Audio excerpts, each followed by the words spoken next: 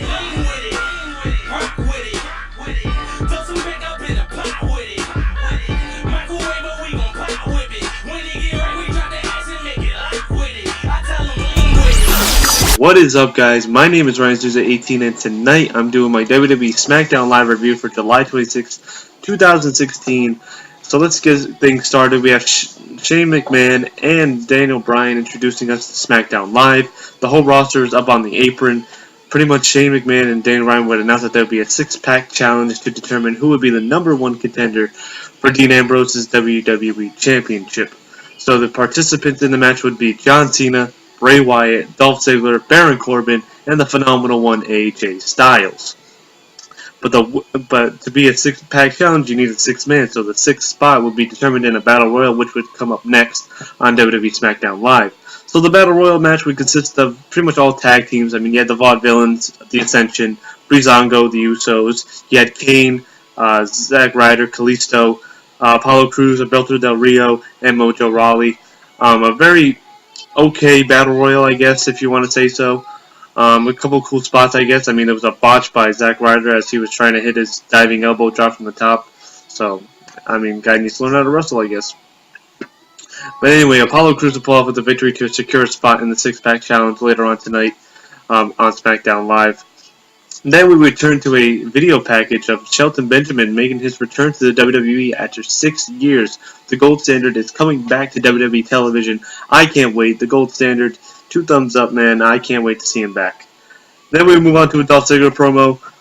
Pretty much him just discussing about his opportunity and how he badly deserves to be the #1 contender for the WWE Championship. Then we move on to the Miz TV, pretty much with the special guest host Randy Orton, but the Miz would turn it to himself, interviewing himself alongside his wife Maurice. And then Randy Orton would come out and pretty much saying, you know, clearly you're an expert with playing yourself. There would be Randy chants. And then Randy would challenge the Miz to a match on SmackDown. And Maurice would just grab the mic and say, "My husband accepts." And we would get the next following match would be Randy Orton versus the Intercontinental Champion, The Miz. And pretty much Randy Orton just dominates. I mean, he looks pasty as hell. I mean, I've seen Orton tan, but I have never seen him like white as hell. Not trying to be racist, but like, damn, like, shit.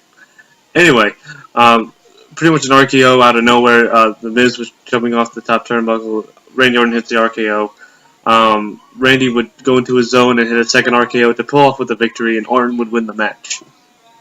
Next, we have an American Alpha video package introducing them, and then with the announcement of them debuting next week on WWE SmackDown Live. Then, after that, we would cut to a local competitor. Pretty much Heath Slater comes from behind, attacks the local competitor to the outside of the ring. Heath Slater complains about not being drafted, how he's, you know, a 3-time World Tag Team Champion, you know, and then he would start a chant saying, "Sign Heath Slater."